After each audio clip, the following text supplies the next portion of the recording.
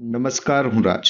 આપ જોઈ રહ્યા છો સ્પાર્ક ટુડે ન્યૂઝ. નર્મદા જિલ્લાના ડેડિયાપાડા વિસ્તારમાં આમ આદમી પાર્ટીને સ્થાનિક સ્વરાજ્યની ચૂંટણી વચ્ચે મોટો ઝટકો લાગ્યો છે. ડેડિયાપાડાના તાલુકા પ્રમુખ રાજેન્દ્ર વસાવાએ પક્ષમાંથી રાજીનામું આપતા રાજકીય માહોલ ગરમાયો છે. ડેડિયાપાડા ધારાસભ્ય ચેતર વસાવાના ગઢ ગણાતા વિસ્તારમાં આ રાજીનામું પડતા એક રાજકીય માહોલ જોવા મળી રહ્યો છે.